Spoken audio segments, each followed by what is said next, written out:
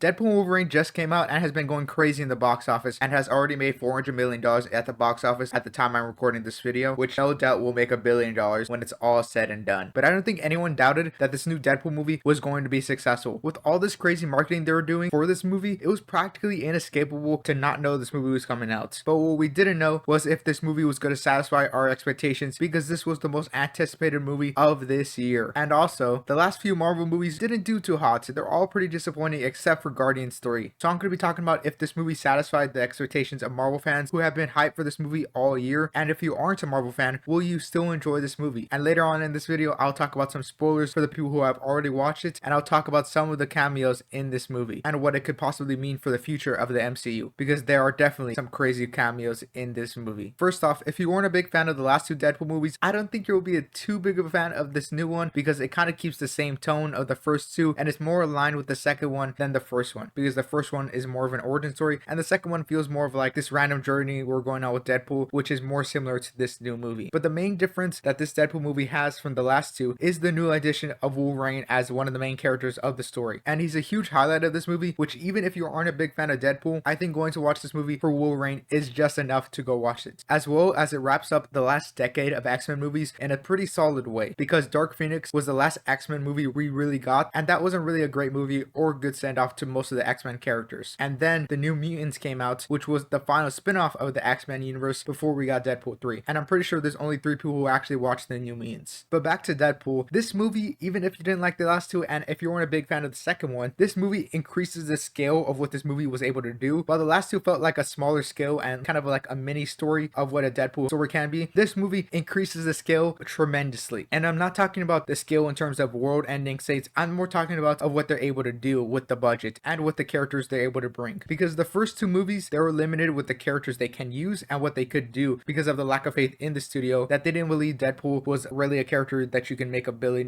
movie or a successful movie with this type of character. And the reason we know that is because Ryan Reynolds himself said a lot of the people who were running the production for the last two Deadpool movies weren't a big fan of Deadpool and were kind of hoping this movie failed. But now Deadpool is in the MCU and is now an established character with his own franchise. This movie is notably better in every way because of their increased budgets and the increased trust of the studio, allowing Deadpool to go wild with their ideas, and made this movie better in every way for it. One of the biggest things that got better from the last two with their increased budget was that the action scenes were incredible. Now the first two Deadpool movies were really good in action. Notably in the first Deadpool movie, he had some pretty good action scenes, especially when he's on the highway and he's counting down his bullets. But this movie takes it to another level, with having some of the most grandiose shots. They have this really cool one-shot take which looks amazing and has so many great action scenes. I wish I can show you on screen, but you know, copyright, so I'll show you some clips of the trailer. But just know the stuff you see in the trailer is way better in the movie. Not to mention the CGI throughout this movie is amazing, which was the biggest surprise for me because the last few Marvel movies weren't really that good and were riddled with bad CGI moments. But Deadpool doesn't really have a big moment of bad CGI like that. The only moment I can really think about or the CGI was like, oh, okay, that looks a little weird, was the scene, and if you guys have watched this movie, you understand what the scene I'm talking about, is when Deadpool and Wolverine jump out of a bus and the CGI kind of looks a little wonky, but it only lasts for a few seconds, so it's not that big of a deal. With this increased budget, they were actually able to bring in actual cameos that lasted more than a few seconds, because the last few Deadpool movies only had cameos that were shown for a few seconds, like the notable X-Men scene where they show them for like milliseconds, maybe like 1 or 2 seconds, and then they're cut away because, you know, they can't really afford these type of actors in the last two Deadpool movies because of their budget. But this new Deadpool movie, it has the budget now, and it can now bring in these big cameos that last for more than a second, and some of these cameos are actually really good. But most of these big cameos I will be talking about in the spoiler section, because I don't want to get into spoilers right now, and I don't want to spoil any of the cameos if you haven't watched it already. But not going into spoilers, I think they use the cameos really well, because more often than not, when the Marvel tries doing cameos, they show them for a few seconds and they never really have like any important parts of the story. They're just there to be like, oh, we have this character and we show them for a couple seconds. That is not how it is in Deadpool, because I think the MCU knows that we are getting tired of these cameos that only show up for a few seconds and don't add to the story. Like, we as the audience don't want cameos that feel like jingling keys in front of your face to the audience. But this movie uses cameos perfectly. They actually feel meaningful, they actually feel impactful, and these cameos feel like you're reading a comic book where all these different characters are coming and interacting with the main character Deadpool, and actually impact the story very meaningful and have an influence on what the story is going to end up being for this movie. Overall, I think this movie is great. I highly suggest you all to watch it if you're a big fan of Deadpool and if you're a big fan of the X-Men movies. But I do suggest you to at least watch the first Deadpool movie if you're not familiar with the character of Deadpool. Now it's time for spoiler talk. I'm going to be talking about some big cameos that showed throughout the movie and talk about the future of the MCU after this movie, because because this movie has set up so much stuff for the future of the MCU. So click off right now if you don't want to be spoiled. Spoilers out of the way, let's get into spoiler talk. Now the big plot line of this Deadpool and Wolverine movie is that Deadpool's timeline is going to be destroyed because every timeline has this kind of anchor character, how they describe, meaning that if the anchor character dies in that timeline, the timeline dies with it, which is the first time they introduced this concept in the MCU. So we figure out Deadpool's anchor character is Wolverine, who died in Logan, which means his timeline is going to die. Now the concept of the anchor character is a big reveal in the MCU. That might be a big idea that they might use in the future MCU movies. Now they don't tell us who is the anchor character for the mainline MCU, but if I had to guess, it would probably be Iron Man because, you know, he is the face of the MCU, just like how Wolverine is the face of X-Men for the Fox universe. Meaning if Iron Man is the anchor character, that means his timeline, which is the MCU timeline, will be destroyed in 1,000 years. And I assume they said 1,000 years because, you know, the writers can actually avoid this anchor concept because, you know, I don't think the MCU will be around for 1,000 years. And if they do, I mean, good for them. I won't be alive to even bring up this plot line, I guess. But what was also weird about this anchor character like idea is that Logan dies in the future of Deadpool's timeline, meaning that if the anchor character dies in the future, then the past will also be destroyed as well, which is a crazy concept because in Deadpool's timeline, Wolverine's still alive. Like in his current point in time, he's alive, but since Logan dies in the future, his timeline gets wiped out. It doesn't really make any sense, but I guess that's just time travel shenanigans. But what was also amazing in this movie was that I didn't expect these amazing villains to show up. In this movie, the main villain was a rogue TVA agent who wanted to destroy useless timelines, including Deadpool's timeline, who I didn't expect to be a villain because, you know, he was in all these trailers and he seemed like kind of a good guy from all these trailers, but he ended up being really funny and a really good, like surprisingly unexpected main villain. And I just love all his banter and like his wit to him, and he was a very good actor, and I hope we see him back in the future. What was also surprising is that we had this secondary villain who was a female Professor X that was the sister of Charles Xavier, and the only reason she was really a villain was because she was a mistake made by the TVA agent by giving her power, which further enhanced the original TVA agent as being the villain. And this female Professor X really had so many amazing moments and felt like what Scarlet Witch should have been in the Multiverse of Madness. Mainly it was because this movie was rated R, so she was able to rip people's skins off and be putting her hands into people's minds, which had a really cool effect, especially when her hands would move along the eyes and the eyes would pop out where her hands pass by. I really can't show an image because, you know, this is still a brand new movie and I'm not a pirate, but for the people who watch know what I'm talking about. And I do hope we see this character come back in some sort of fashion because she was also one of the highlights of the movie, and I can see some way where we can find another one in another multiverse, or maybe she transferred her mind into someone else's body like how Charles does in the comics and how he did in X-Men 3. Now let's talk about the cameos that played a massive role in this movie. The first big cameo that I think no one expected was Henry Cavill being a version of Wolverine, which was a huge deal when I saw it, and the people in my theater went crazy for it. It definitely could mean that he might be the future Wolverine going forward into the MCU after Hugh Jackman retires after doing a future Avengers movies, but it also could just be a fun cameo that Henry Cavill decided to do. But I really do hope to see Henry Cavill as Wolverine a little bit more than just this fun cameo, because he's also a really good actor and he also looks amazing as Wolverine, except for, you know, his height. But I don't think we'll ever get a comic accurate Wolverine where he's short, especially because this movie really makes fun of the idea of a short Wolverine. So I think that means, you know, we'll probably never get a short Wolverine ever. Also, when we're seeing all these different versions of Wolverine, there's a Wolverine variant that is missing a hand, and I don't really know what that means. Maybe it's a comic book reference. I'm not too familiar with all the Wolverine comics, so if you guys know what this reference means, let me know down in the comments and inform the rest of the people and inform me what this could be referencing. Now, a big part of this movie is that Deadpool and Wolverine get sent to the wasteland by the TVA agents, where forgotten characters are sent and where rogue characters are sent by the TVA agents. This is where we get our big cameos. The first one we see is Chris Evans' Human Torch, which was really cool to see, and we got a good solid few minutes out of him. And they do bring up that he's pretty expensive, so, you know, he doesn't stick around for that long. But I think we all kind of expected a Fantastic Four member to show up in this movie, but Human Torch was honestly one of my last expected options to even show up in this movie. I thought it was going to be like our old Reed Richards from, you know, the original Fantastic Four. So seeing Human Torch was out of left field and was a pleasant surprise to see him back. We also get a few cameos of past X-Men like Toad, Red Nightcrawler, Juggernaut, and of course Pyro, which we all saw in all the trailers. But all the big cameos was in the midway through the movie, which were 4 big cameos that I don't think anyone expected, except for maybe 1 or 2 of them, that are definitely going to be the biggest moving forward in the future of the MCU, because they do reveal at the end of the movie that these 4 might be brought back into the main MCU timeline. The first one is obviously X-23, which we saw from the trailers. The second one was Elektra, which if you didn't see was leaked online for a while back, but it was still cool to see for me, and maybe this was a big shocker for most of you. The next 2 cameos were obviously the biggest of the 4, which was Wesley Snipes' Blade and Channing Tatum's Gambit, which were complete shocks and out of left field for me, because Channing Tatum's Gambit was a reference for hardcore fans who heard that Tatum wanted to be Gambit, we really never got the chance to even get his own movie. And Blade was just really cool to see because it's Wesley Snipes' Blade. He's iconic. He's a character everyone knows. And he drops a line that I definitely did not expect Blade to drop. He drops a line saying that there is only one Blade and there will only ever be one Blade, which solidified for me that this new Blade movie is never going to come out because it's been delayed forever. It's been delayed at least 100 times already. Or maybe they're just trying to poke a joke at themselves for,